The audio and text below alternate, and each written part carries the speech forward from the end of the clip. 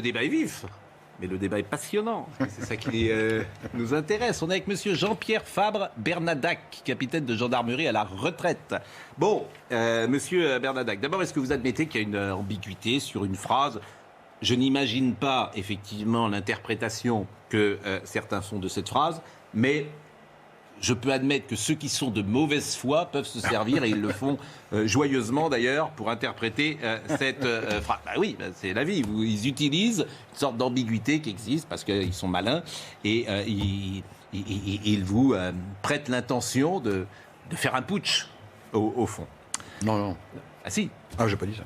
Le soulèvement... justifié, c'est pas la même chose. Oui. Ah, le justifié. Ah oui, c'est justifié à l'avance, là. Bon. Répondez, si j'ose dire, monsieur Fabre-Bernadac, et je rappelle que c'est vous, sur Place d'Armes, qui avez publié le 13 avril. D'ailleurs, quand Valeurs Actuelles a publié votre tribune, Valeurs Actuelles a publié avec votre consentement, ils sont venus vers vous ou ils l'ont fait sans que vous soyez au courant ? Oui, tout à fait avec notre consentement, oui, absolument. Avec notre consentement, mais comme vous l'avez dit, nous, on l'a fait le 13. Mais je vais commencer un peu par de l'ironie. Je pense que, vu ce qu'a dit Madame Pannier-Runacher, je pense qu'il faudrait interdire les charentaises. Parce que derrière les charentaises, il peut y avoir un général qui se cache, vous comprenez ? Donc ça me paraît grave. Maintenant, je voudrais plus sérieusement parler avec Monsieur Onfray. Je ne sais pas si Monsieur Geoffrin... C'est Monsieur Geoffrin, c'est pas Monsieur... Onfray, excusez-moi, Geoffrin. Onfray aussi, j'aimerais bien. D'accord avec vous. Mais Monsieur Geoffrin, monsieur, est-ce que vous avez fait votre service militaire ? Non, ils m'ont éjecté. Ah, bon, c'est dommage. Je sais pas, oui, je me suis présenté pour être officier, ils n'ont pas voulu. Et pourquoi vous avez été... éjecté. Pourquoi vous avez été éjecté ? J'ai commencé, au bout de 15 jours, ils m'ont dit, non, on a trop de monde, vous avez un œil qui est... Vous avez été réformé. Le truc. J'ai rien demandé, moi. Au contraire, je me suis présenté pour être officier de réserve. Et OR, vous savez. EOR, bien sûr, avec des officiers. C'est l'examen, tout ça. Bon, oui. Mais pourquoi cette question ? Parce que je ne comprends pas l'intérêt de cette Parce que question. je vais vous dire pourquoi. Parce que le texte que j'ai fait, il faudrait quand même comprendre ça. Il est pour des militaires. C'est un texte qui demande à signer à des militaires. C'est-à-dire que quand je dis, je vais reprendre les phrases, alors je ne les connais pas par cœur, excusez-moi, même si je les ai écrites. Par contre, si rien n'est entrepris, le laxisme continuera à se répandre inexorablement dans la société, provoquant au final une explosion et l'intervention de nos camarades d'actifs dans une mission périlleuse. Tous les militaires savent très bien ce qu'il en est. L'armée est une force de 3e catégorie. À partir du moment où elle est une force de 3e catégorie, les 2 premières catégories, c'est-à-dire la police pour la première catégorie et pour la 2e catégorie, la gendarmerie mobile, interviennent. Mais si à un moment donné ça va plus loin, c'est à ce moment-là l'armée qui interviendra. C'est dans la Constitution, il n'y a aucun problème là-dessus. Donc je ne vois pas où est le problème. Les militaires comprennent parfaitement ce que ça veut dire. Ça veut dire tout simplement qu'il peut arriver une situation dramatique où on sera obligé d'assurer ou l'état d'urgence, et à ce moment-là, c'est encore le civil qui tient les rênes, ou l'état de siège. Et à ce moment-là, c'est les militaires. Voilà ce que ça veut dire. Et moi, je tire la sonnette d'alarme. Quand vous dites, Monsieur Geoffrin, que la guerre civile, c'est le moment où il y a le plus de morts. Non, je veux dire par là qu'à un moment donné, quand c'est la panique, quand c'est des troubles, quand c'est des explosions, la guerre civile arrive à un moment où elle met fin à quelque chose. Parce que c'est vrai qu'il va y avoir à ce moment-là des explosions encore plus. Mais à un moment donné, ça va arriver à une fin. Donc, je crois qu'il faut comprendre cette lettre pour une chose bien précise. Nous avons, un certain nombre de militaires, je ne dis pas tous, mais nous avons l'impression que l'immeuble France est en train de brûler. Et que, face à ça, on utilise comment ça s'appelle, un réseau d'arrosage, si vous voulez, et pas une lance à incendie pour mettre fin à ça. Voilà. Alors, je vous propose d'écouter Florence Parly, parce que de toutes les réactions, c'est la ministre des Armées qui m'a le plus surpris, parce que je trouve qu'elle est complètement à côté, pour le moins. Donc, je vous propose de l'écouter hier, c'était avec Laurence Ferrari. Je suis choquée par les propos de généraux qui sont à la retraite aujourd'hui et qui appellent à une forme de guerre civile. Je suis profondément choquée, comme je suis choquée par l'instrumentalisation que Mme Le Pen a voulu faire en utilisant cette tribune pour appeler la totalité des militaires à la rejoindre. Voilà ce qui me choque. Les généraux retraités qui prônent des positions qui sont tout à fait contraires aux valeurs des armées et aux valeurs d'une institution qu'ils ont servie dans le passé, et la manière dont Mme Le Pen récupère tout cela dans la perspective de sa campagne présidentielle. En fait, elle dit juste n'importe quoi. Oui. C'est ça qui est fascinant. Elle est ministre des Armées et elle dit juste n'importe quoi. Parce qu'elle interprète cette tribune. C'est sûr qu'on ne peut pas dire qu'ils appellent à une guerre civile. Mais non, ils n'appellent pas à la guerre civile. Donc c'est ça qui est fascinant dans ce débat aujourd'hui. C'est-à-dire qu'on ne peut même plus avoir un débat avec simplement prendre les mots écrits et les interpréter. Elle dit n'importe quoi. Et c'est ce qui est grave, c'est que c'est la ministre de la Défense qui le dit. Donc ça, c'est terrible de l'entendre. En fait, derrière cela, il y a une tentative de diversion par rapport à tout ce que l'on voit ces derniers temps en termes d'insécurité, de violence un peu partout, d'atteinte aux forces de l'ordre, d'atteinte à l'État. Donc il y a une diversion, c'est évident. Et ensuite, il y a une campagne électorale qui est lancée, qui accrédite l'idée du deuxième tour entre M. Macron et Mme Le Pen. C'est ça qui se joue. C'est aussi simple que cela. En termes militaires, ça s'appelle une diversion. Voilà, c'est tout. C'est même pas malin comme stratégie. Mais ce qui est grave derrière, vous vous rendez compte où le pays en est arrivé pour que des gens que je qualifierais quand même, si vous me le permettez, pour détendre un peu les choses, de gens sérieux, en arrivent à s'invectiver sur des sujets comme celui-ci. Ça, c'est le signe de la déliquescence. Mais c'est le signe aussi que fondamentalement, il faut restaurer l'autorité de l'État.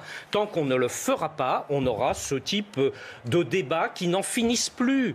Madame Parly, deuxième passage que je vous propose d'écouter.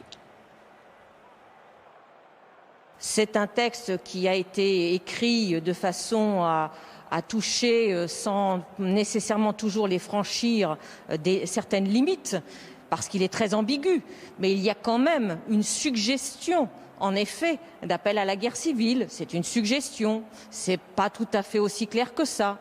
Mais c'est quand même des prises de position extrêmement dangereuses et que je réprouve catégoriquement. Et qui, encore une fois, salissent l'institution militaire. Parce que derrière ces généraux à la retraite qui sont irresponsables au sens où ils n'ont plus aucune responsabilité, c'est au fond l'opprobre qui est jeté sur une institution qui, encore une fois, est composée d'une immense majorité de gens qui s'engagent pour leur pays, s'engagent pour servir leurs concitoyens, parfois y compris en y laissant leur propre vie.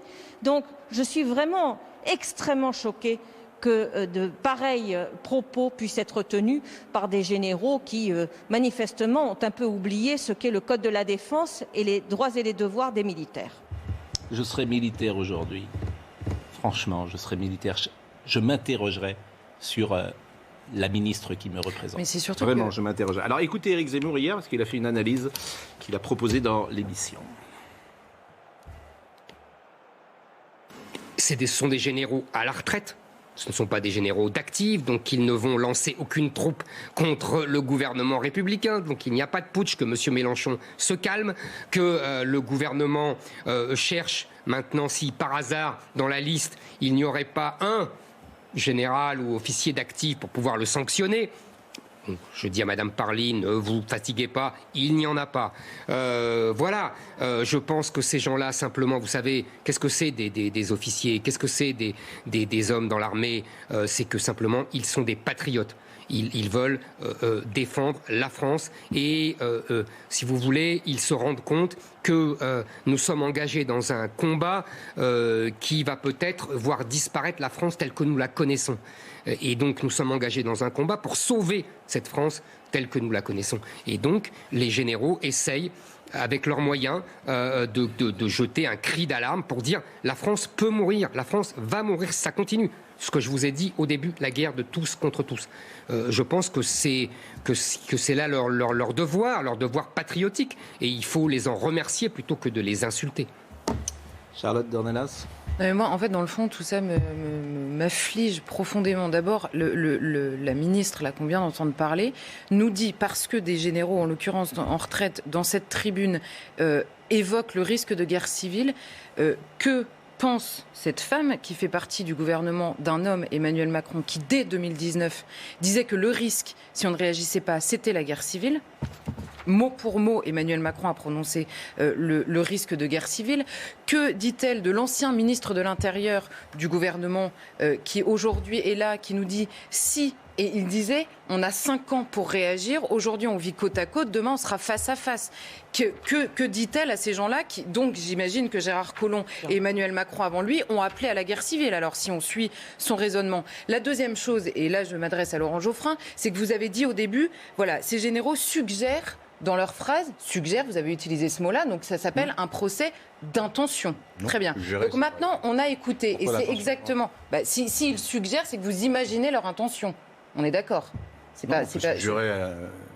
Non, mais c'est pas mal ce que je suis en train de dire. Je constate. Vous faites donc un procès d'intention. En général, quand on est journaliste, ce qu'on fait, c'est qu'on va chercher à éclairer l'intention. Ce qu'on vient de faire, l'intention, elle est très claire. Donc maintenant, fermez le banc, en fait. Ou alors, vous participez à une manipulation politique de Jean-Luc Mélenchon, qui a réussi l'exploit hallucinant... C'est Marine Le Pen qui a réussi. Laissez-moi finir, s'il vous plaît. Qui a réussi l'exploit... Marine Le Pen, elle fait ce que tous les hommes politiques peuvent faire, c'est-à-dire voter pour moi. Bon, super, passons à autre chose, quoi. Non, Jean-Luc Mélenchon a réussi un truc hallucinant. On a commencé ce week-end avec l'égorgement d'une policière dans le sas d'un commissariat en France. On termine le week-end avec un fantasme de putsch de généraux. Voilà ce qui s'est passé ce week-end. Si vous voulez participer à ça, faites-le en fait. Moi, comme si j'approuvais qu'on égorge les policiers. Je ne vous dis pas que vous approuvez. Non, c'est pas du tout ce que je suis en train de dire. Comme si j'étais indifférent ou je négligeais le fait que... Je vous dis simplement que au contraire. Que vous le vouliez ou non, on a commencé le week-end avec ce drame. On le termine avec un fantasme auquel vous participez alors que les intentions sont claires. Mais si, parce que vous-même... Je ne suis pas d'accord avec Mélenchon. Non mais attendez, là on a des journalistes qui dans leurs questions nous parlent de soulèvement. Il n'y a absolument pas d'appel. Mais vous, Laurent Geoffrin, c'est à vous que je me suis adressé. Vous avez dit au début, il suggère ça. C'est vrai. Vous avez écouté l'homme qui a rédigé cette tribune. Est-ce que ses intentions sont claires ? Ah bah voilà. Pourquoi il ne dit pas qu'il l'a mal rédigé ? Non mais si dans un procès d'intention vous ne voulez pas écouter les intentions des gens, alors continuez. Mais vous participez à la manipulation. C'est tout en fait. C'est tout. J'ai lu naïvement ce qui était écrit. Alors après, j'écoute ce qu'on me dit. Non, vous avez imaginé ce qui était suggéré. Donc on a posé la question, il vous a répondu, terminé. En fait. Je trouve que c'est très intéressant et ceux qui nous suivent chaque matin... En plus, il y a un autre problème, c'est que... Enfin, c'est pas exactement la même question, mais quand vous commencez par dire... Je crois que le titre de l'appel, pour que les politiques retrouvent l'honneur. C'est ça le titre de l'appel, en gros, c'est ça. C'est le titre de l'appel, monsieur... Quel est le titre de la tribune, monsieur Fabre Bernadac ? Je lui pose la question. Quel est le titre de la tribune ? Lettre ouverte à nos gouvernants, Monsieur le Président, Mesdames, Messieurs du gouvernement, Mesdames, Messieurs les parlementaires, c'est tout. D'accord. Mais dans Valeurs Actuelles, c'est pas titré comme ça. Ah oui, mais ils sont pas responsables. Alors c'est Valeurs Actuelles, là, ça tombe bien. Ils sont pas responsables, c'est ça qui est amusant. Valeurs Actuelles, mais en exergue le fait que nos gouvernants sont des gens qui déshonorent la France. C'est ça que je trouve extraordinaire. S'ils déshonorent la France, ça justifie beaucoup de choses. Ça peut justifier beaucoup de choses. Ça, c'est exactement ce que disait je trouve extraordinaire. Et ceux qui nous suivent chaque matin, on essaye de démonter le mécanisme qui existe aujourd'hui dans la classe médiatique, et je parle souvent des journalistes, etc. Et j'ai entendu les questions de mes confrères, j'ai vu les intentions derrière ces questions, je ne suis pas dupe, mais plus important, les gens ne sont pas dupes. Les gens. C'est ça que vous parlez des gens comme s'ils étaient tous d'accord. Une phrase, ils sont tous d'accord. Oui, sur ces sujets-là. Oui, sur le délitement de la France. Oui, ils sont sans doute d'accord et il y a consensus. Ça, je vous le dis. Et cette inquiétude-là est traversée. Vous prévalez le gouvernement d'une unanimité qui n'existe pas. Et que le gouvernement, parce qu'Emmanuel Macron, évidemment qu'il est au courant, évidemment qu'il sent ça. Et le tournant sécuritaire, je vous l'annonce chez Emmanuel Macron. Et quand il entend sa ministre de la Défense parler comme ça doit bien l'ennuyer, pour tout vous dire. Parce qu'il sait qu'elle a fait une faute politique. Et de la même manière pour Madame la ministre de l'Industrie, qui effectivement dit n'importe quoi.